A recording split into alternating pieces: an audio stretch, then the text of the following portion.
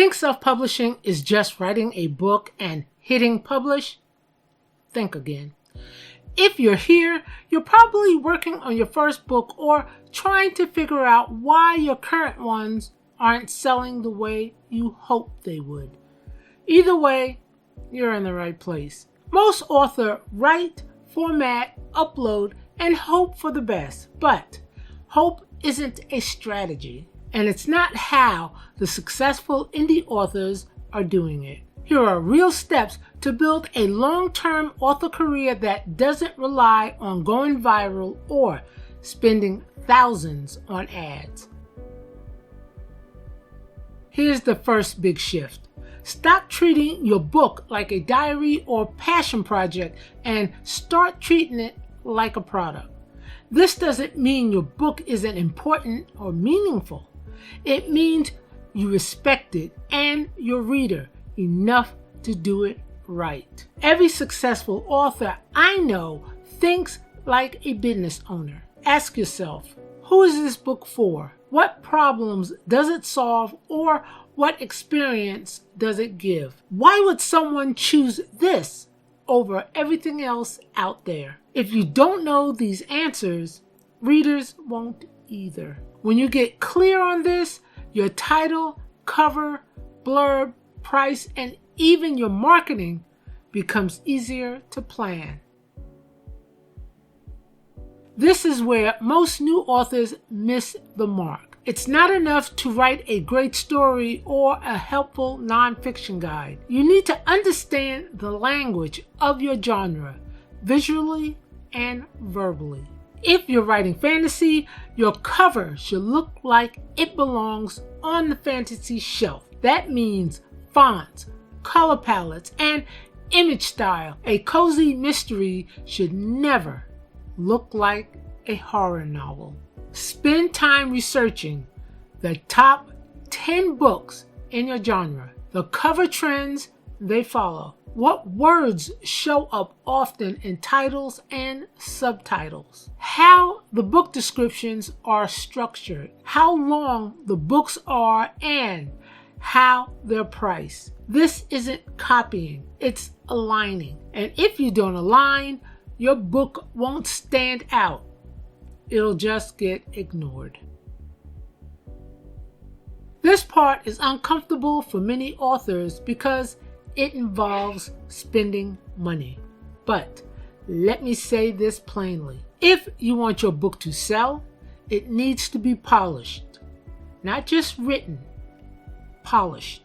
That means a developmental editor who helps fix plot holes or improve structure. A proofreader who catches the stuff your brain skips over. A genre-appropriate cover that sells your book, not just show it. These aren't extras. These are your minimums. The good news, you don't need to spend thousands, but you do need to budget something for this. There are freelance editors and designers at different price points. Ask for samples and start small. Look at it this way. If you was opening a restaurant, you'd make sure the food, the logo, and the menu all look professional, right? Your book deserves the same care. If you're feeling stuck or not sure how to get your book published, I offer personalized coaching to guide you step by step from first draft to hitting published. Whether you're just starting out or ready to release your book, I'll help you move forward with confidence. Check out the link in the description below. Now let's talk about something less glamorous but super important: metadata. Metadata is how Amazon knows who to show your book to. It includes your title, subtitle, categories, keywords, and description. This is not where you wing it. This is where you do your homework. Here are a few tips. Choose 7 long-tail keywords your ideal reader would actually search. Select categories that fit your genre and give you a chance to rank. Don't pick fiction alone. Drill down to specifics. Write a subtitle that signals the genre, tone, or benefit. Format your book description like a sales page. Use bold text, short paragraphs, and a hook at the top. If this is off, your book will never even reach the people who would love it. Here's one of the most powerful tools no one talks about enough: your email list. Social media changes. Ads rise in cost. Platforms come and go. But your list, that's yours.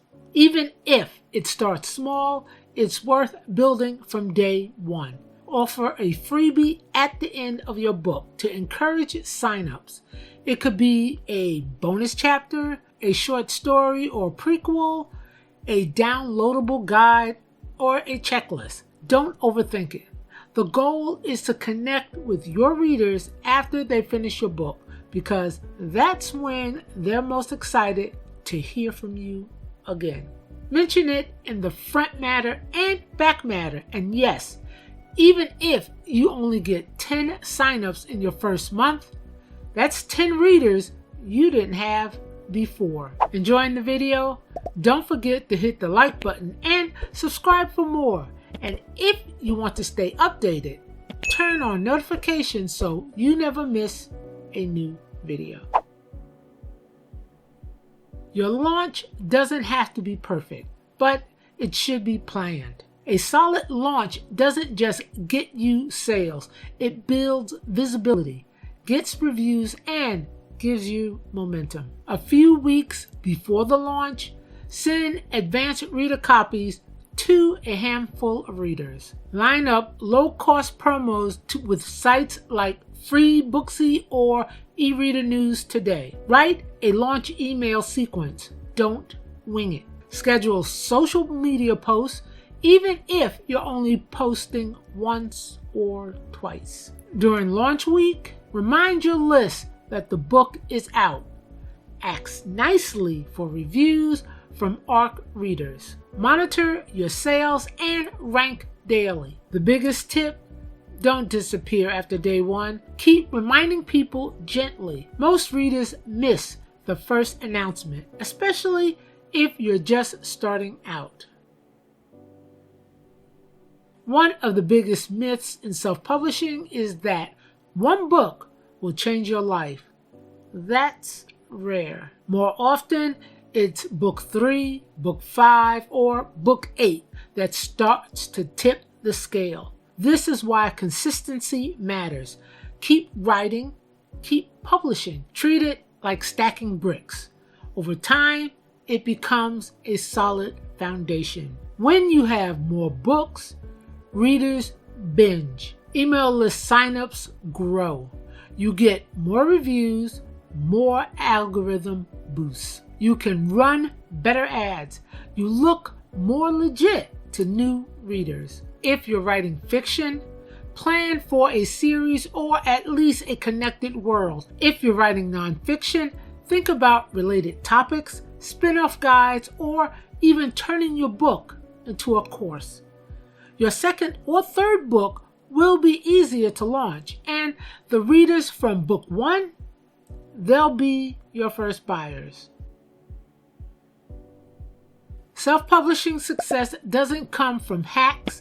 It comes from understanding your audience, delivering a quality book, showing up consistently, making smart decisions, not impulsive ones. Yes, the work is front-loaded.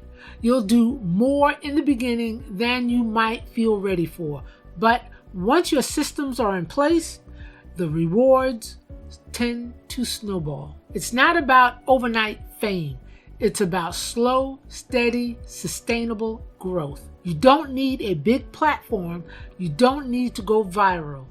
You do need a plan. So if you're serious about building a self-publishing career, start treating your books like products, do your research, invest in quality, and commit to the process. This is a long game, but the payoff, total creative freedom. Want help polishing your manuscript before launch? watch this video on how to handle beta readers' feedbacks. I'll show you how to take early reader notes and actually make your book stronger. Click here now, and I'll see you there.